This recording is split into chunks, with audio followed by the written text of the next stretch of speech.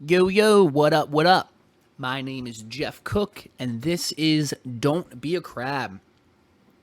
So, before we go any further, the name of this episode is How Trying to Kill Myself Ended Up Saving My Life. And I know that this is a very dangerous headline. So, before we go any further, I want to tell people I am not advocating for anyone to try this. I'm not advocating for anyone to hurt themselves. If anything, I just want you to listen to what happened to me, and hopefully it sparks something in you that you don't have to kind of go to the spots where my mind has been. And honestly, I also named this episode with that title because I think it was true. I think it's true. So I think when you listen to this episode and you hear everything, I think you may also think the same. And another reason I named the episode this was in 2002, Steve-O of Jackass fame, he had a video called How PCP Saved My Life. And obviously, that is also a very dangerous title. Nowadays, you would call it clickbait, I guess. But back then in 2002, there wasn't really a term called clickbait. So I guess I'm a child of the 2000s. I was born in 1992. So in 2002, I was 10 years old. And that's a pretty impressionable time in anyone's life. So during this time, it was like, I told you about Steve-O, so Jackass and Viva La Bam and Wild Boys. That was a lot of the stuff that was on TV, especially in my group. But if you remember, there was like all those dangerous headlines on the news, like kids trying to do jackass stunts and getting hurt and dying and all that kind of stuff. That wasn't necessarily my group, and not necessarily the drug use or anything like that. But I did start drinking pretty young. But I don't also want to blame anything on my drinking. So before I talk about the things that kind of led with my drinking, I do want to say that drinking and alcohol gave me a lot of opportunities. So at the moment, I don't identify as sober. I don't identify as an alcoholic.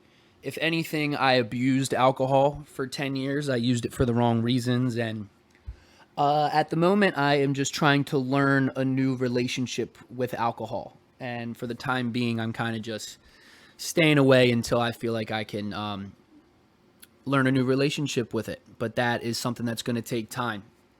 So, like I said, I didn't really do any of the stunts or the drugs or anything like that. But a lot of the drinking I did. And honestly, I did the drinking because I was good at it.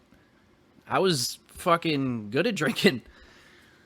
And my family is a rather large family. My dad's one of 7 and my mom's one of 9. And we're all a bunch of Polish Catholics in Baltimore. So I guess the stigma or the stereotype is drinking. And yeah, that was a pretty big part of my family. I mean, I had it on both sides and a lot of social functions. And Baltimore in and of itself is a pretty drinking heavy town. So where I'm from Dundalk in Baltimore. I like to call it actually Fundalk because my experience in Dundalk, I'm sure, was very different than many others in Dundalk. Being as privileged as I was growing up, I never really had to worry about, I guess, money growing up and stuff like that because my father owned some businesses and stuff like that. So the traditional Dundalk experience wasn't necessarily the one that I had. Like, it really was Fundalk for me.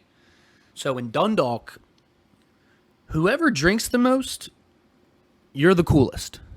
That's kind of just how this goes. Like, damn, that motherfucker can drink. He's the coolest. And let's just say for a time there, I would like to think that I was the coolest. So I was the guy that was drinking a lot. And like I said, I was drinking because I was good at it. I had it on both sides. It's a genetic thing, social thing, whatever. But I was like, I guess like a heavyweight boxer is kind of what I like to attribute it to. And I told you I did this for about like 10 years. And I don't know many boxers that had a successful 10-year career going as hard as I did, because like any heavyweight boxer, when you get knocked out or you get blacked out from drinking, it becomes easier and easier to do after you do it the one time. So it just becomes easier and easier to do. I'd almost kind of like to attribute it to I used to watch a lot of UFC growing up, right around the Ultimate Fighter time, like the very very first ones, and I remembered a lot of the UFC legends that you remember from the early days that kind of just, I guess, stayed a little past their prime and way past their prime. And Dana White used to actually have conversations with people and say, "Hey, man, I can't have you doing this anymore." So I kind of like to attribute it to that, is what kind of my relationship with drinking was, where I was this kind of washed up heavyweight boxer at this point, and everyone's kind of telling me, I guess, to slow down, or not. Nobody was really telling me directly to slow down, but I wouldn't have listened anyway, so it wouldn't have mattered.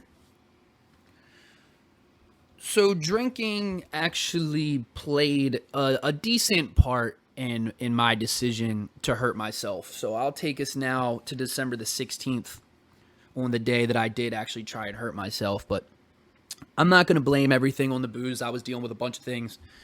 I had a lot of unresolved issues in my personal relationship. I had a lot of unresolved issues in my family.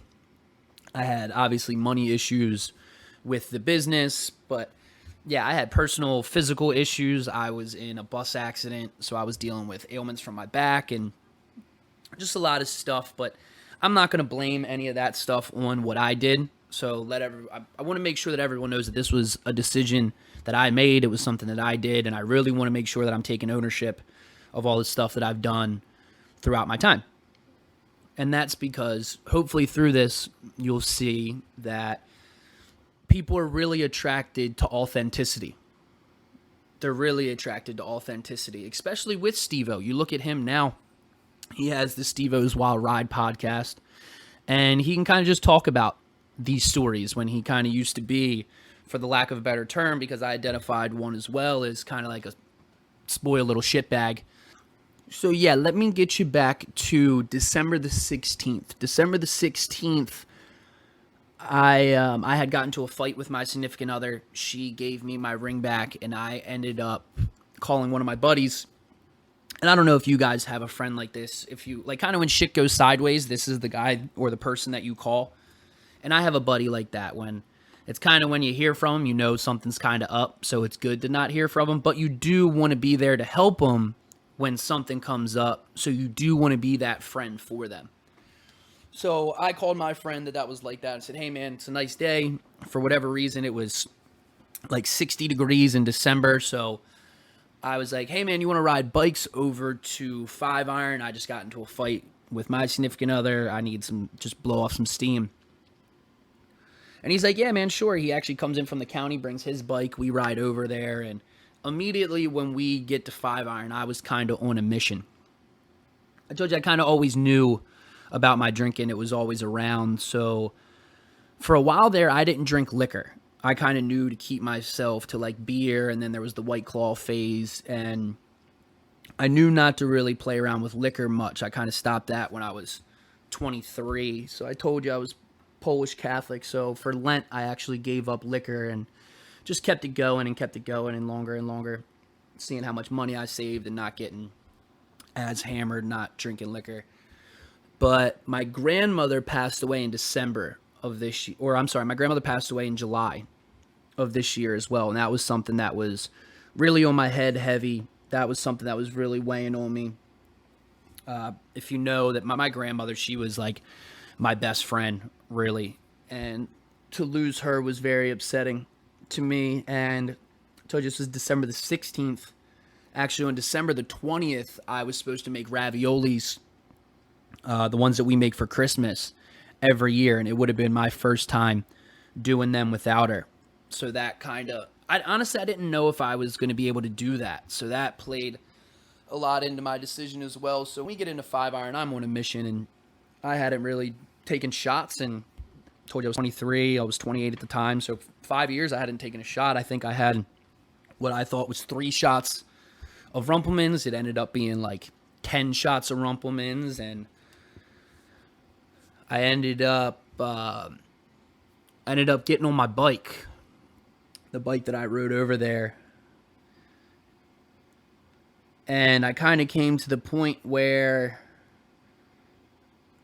I was like, damn, this is probably the best day that it's going to be. It was really fun. We were all hammered. I had a couple buddies there. One of my buddies from the bar, one of my buddies from the restaurants I used to work with, and again, my buddy that came to meet me. And Five Iron's always been a really cool place to me and really fun. And so I apologize, sorry for doing too much at the place and doing this stuff. But I ended up getting on my bike and I leave.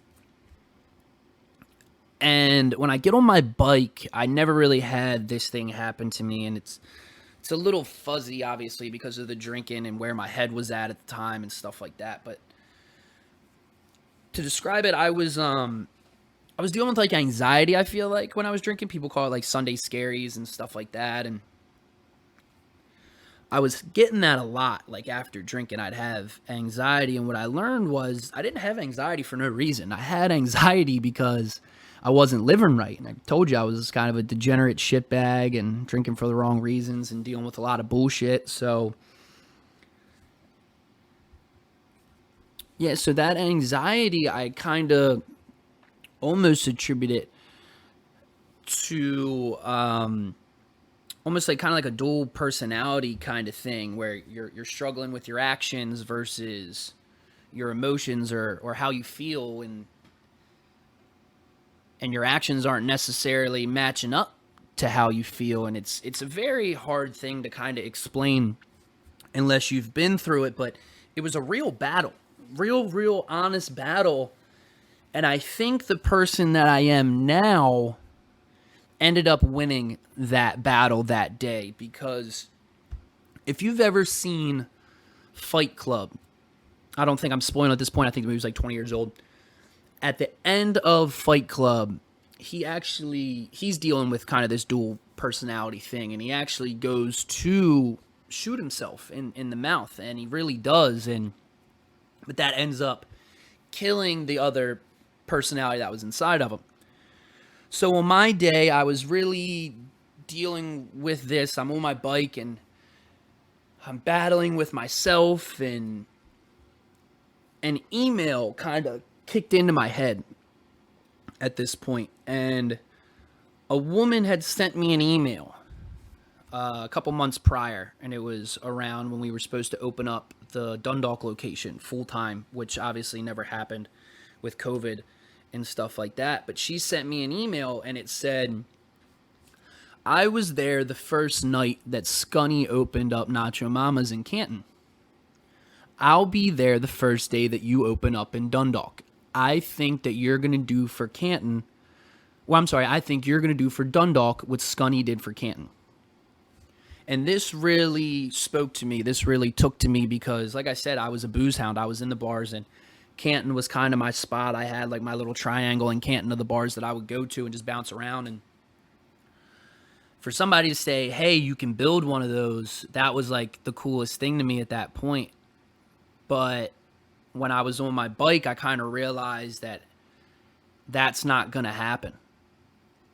That this was the best day that I was going to have, partying with my friends, and everything's shitty. And in a couple days, you're supposed to make raviolis without your grandmother, which you never done. And things aren't good with your money. Things aren't good with your relationship. Things aren't good with your family.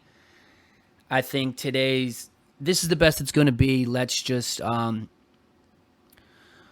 let's take our ball and go home. I was a spoiled brat growing up. Like I said, I was very privileged, got everything. So if things weren't going my way, fuck it, I'm out. I'm making my own rules. Like I said, taking my ball and going home, and that's very wrong and very selfish, but I want to make sure, again, I'm being open and honest with how this went. And I was talking about the Fight Club thing where those two people were really battling, and the person I am now was battling with the person that I was, that spoiled brat, that Jeffrey Alexander Carter Jr., that was just a spoiled brat, degenerate shitbag. And the guy that I am, I was always rough around the edges, but I'd like to say I had stars in my eyes. That's a quote from the movie Get Him to the Greek, where rough around the edges, but he's got stars in his eyes. And what I took from that is like means well. Like, hey, he means well. Yeah, he may do some fucked up shit, but at the core of it, none of it's malicious. It always has good intentions, and that's how I viewed myself. But I think that day, the person that I am now did eventually take over as the dominant person or the personality that I carry now. I almost feel like the person I am now actually tried to kill the person that I was, because I was on that bike and I told you the story about Scunny and the Canton and the email, and unfortunately Scunny passed away many years ago. He passed away in an unfortunate bicycle accident in Ocean City. And my thought process at this time was, well, now I came to the realization that I'm not going to be able to build what he built. So fuck it. I'll go out the way he went out. And my idea to kill myself was to get on my bike all hammered and get hit by a bus. Yeah, fucked up shit. I know. I'm kind of processing it right now, telling you. Yeah, it's pretty fucked up. But on that day, like I said, the person I am now, I feel like kind of took over, and we did fall off that bike. But when I got up, it's crazy. Obviously I was still really fucked up and somehow made it home, but I see things differently now. Like truly my vision and like the things that I see aren't the same as it was before. Kind of picture like the brightness on your phone as if it was all the way down to 0. And you were trying to operate your phone and you were doing that for like 5 years. And let's just say one day your phone's brightness goes up to 100 and you can't turn it down, you can't turn it off. It's just there all the time. Obviously you can see better, but there's times where you don't necessarily want to see everything. And I guess that's probably kind of a weird thing to explain if it's something that you've never been through. So if I sound a little kooky, my bad. Honestly, I've seen some shit that a lot of motherfuckers ain't seen. So I think my perspective is just a little bit different than most. So like I said, I see things differently. I told you about kind of the phone brightness thing was a way to explain it. But what I like to explain it as is I see with my mind. I don't see with my eyes now. It is very much like that third eye. If you've ever seen like any pictures or anything like that of the third eye symbol. And I don't know if that day I became like enlightened, or like I said, the person I am now kind of took over and now we're on a different path. But it was a very, very heavy experience. And it's not an experience I really want people to have to go through. I don't want people to have to not like themselves so much that they try to hurt themselves, and that's finally when they decide to change. So, fuck, man, that was a story. Sorry about that. This is some of the first times that I'm really getting this out and talking about this kind of stuff, but I know that this stuff's going to help. I know that there's other people that have been through this kind of stuff. So hopefully I'd really like to talk to other people that have kind of been through this stuff, and hopefully I can start doing some interviews and stuff like that, so I'm not just rambling here by myself. And hopefully I can get some other people that, again, have had these experiences. And I wanted to make sure I got this out of the way almost. I don't want this whole series to be about my experience. I want to now talk to other people that have kind of either had a similar experience or have something that I can learn from them, because that's what all this is about. This is just about sharing experiences. This is about sharing knowledge. This is all about us becoming empathetic together and starting to learn and understand things together. So thank you all for listening to the second episode of Don't Be a Crab. I am Jeff Cook, and I'll talk to you all soon. Later, skaters.